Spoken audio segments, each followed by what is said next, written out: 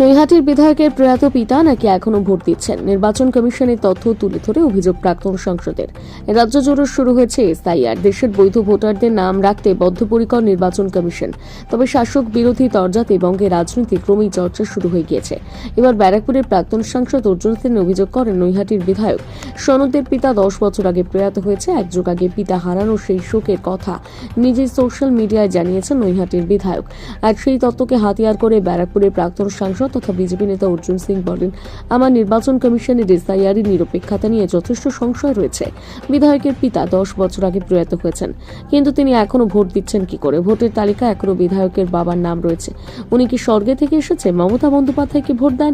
এই সরকার মৃত ভুয়ো রোহিঙ্গা অনুপ্রবেশকারীদের নিজের ভোট ব্যাংক তৈরি করছে। 10 বছর আগে মৃত ব্যক্তির নাম এখনো ভোটার তালিকায় কেন থাকবে, সে নিয়ে প্রশ্ন তোলেন বিজেপি নেতা। এসআইআর নিয়ে আমি খুব দুশ্চিন্তায় হয়ে গেছে। এসআইআর এর পদ্ধতি নিয়ে দুশ্চিন্তা সব থেকে বেশি হয়ে গেছে।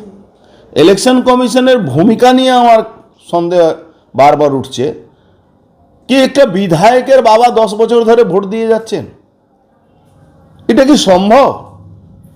ইলেকশন কমিশন তো পশ্চিমবাংলা আগেও ছিল, আজকেও আছে। তো 10 বছর ধরে একটা লোক ভোট দিয়ে যাচ্ছে বারবার, মৃত লোক যার 10 বছর আগে মৃত্যু হয়ে গেছে। আর সেও আর ছোটখাটো ব্যাপার নেই, একজন বিধায়কের কাউন্সিলরের বিধায়কের বাবা, কাউন্সিলরের শ্বশুর মশাই, এটা কি সম্ভব? 1 দশক ধরে উনি 2বার 3বার অলরেডি ভোট দিয়ে গেছেন তৃণমূলের পক্ষে। আমরা জানতাম না সেদিন আমরা দাঁড়াতাম ওনাকে ওয়েলকাম করার জন্য, কি যাক আপনি স্বর্গ থেকে নেবে এই তৃণমূলের পক্ষে, মমতার পক্ষে ভোট দিয়ে যাচ্ছেন। বাবার নাম কি আছে? ওনার বাবা নাম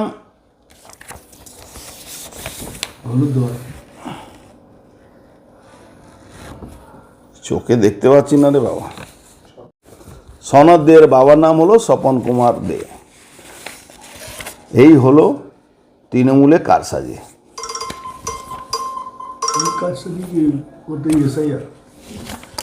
এটা খুব একটা সন্দেহের ব্যাপার হয়ে গেছে। এসআইআর কি সত্যিকারে হবে? এটা বড় প্রশ্ন। কিন্তু বাংলার সাধারণ মানুষ যারা রিয়েলি ডিপ্রাইভ হন, প্রত্যেক বছর ইচ্ছা থাকলেও এই সরকার চলে আসছে, ইচ্ছা না থাকলে চলে আসছে, মানুষ কিন্তু খুব হতাশায় আছেন। ইলেকশন কমিশন কি তাদের পাশে দাঁড়াবে বা দাঁড়াতে পারবে? না, এসআইআর হচ্ছে, কিন্তু যেভাবে বিএলওকে হেনস্থা করা হচ্ছে, যেভাবে কিছু কিছু বিএলও আপনার পার্টি অফিসে বসে ফর্ম বিলি করছে, আইসিডিএসএস কর্মচারীদেরকে তাদের মধ্যে লাগিয়ে দেওয়া হচ্ছে, বিএলও বানানো হয়েছে। এতে একটা বড় সন্দেহ আকারে মানুষের কাছে চলে আসছে। কেন সন্দেহটা কোন জায়গায়? সন্দেহ আছে কি সবসময় যেরকম ম্যানুপুলেট করে মমতা ব্যানার্জি আইপ্যাককে মাধ্যমে, এই আইপ্যাকের মাধ্যমে আঙ্গনবাড়ি আইসিডিএসের কর্মচারীদেরকে নিয়োগ করা হয়েছে, যেটা আগেও ধরা পড়েছিল। আমি বলছি এখনও একটা দৃষ্টান্তমূলক শাস্তি দেওয়া দরকার আছে।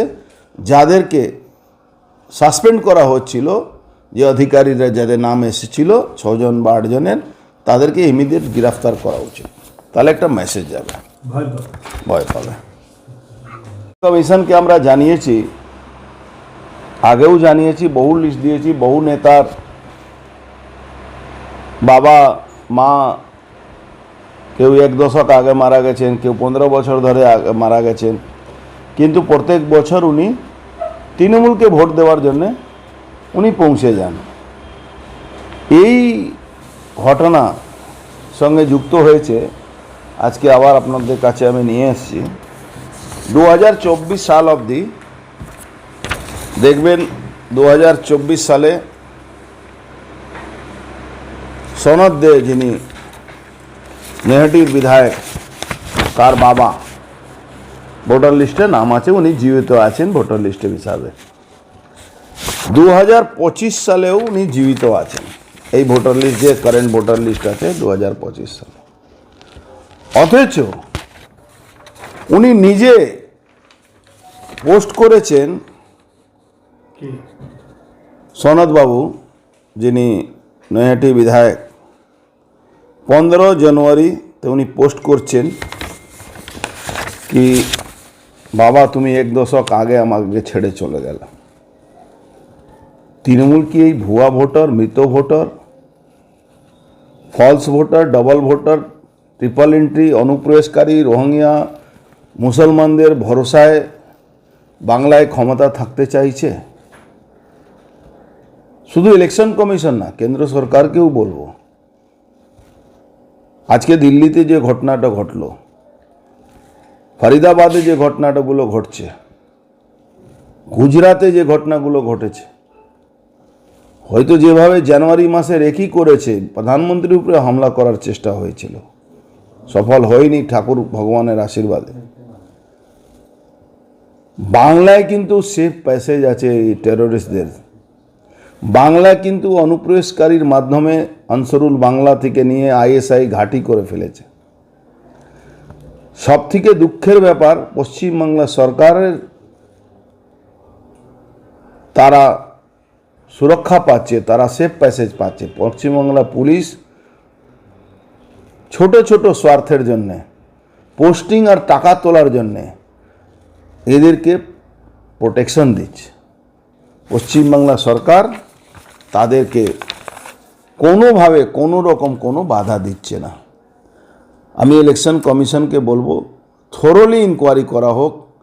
বহু জায়গা BLO 2 যারা রাজনৈতিক দলে কর্মী করা হয়েছে তাদেরকে যেতে দেওয়া হচ্ছে না, তাদেরকে মারধর করা হচ্ছে, পার্টি অফিস থেকে এই SIR এর ফর্মগুলো বিলি করা হচ্ছে।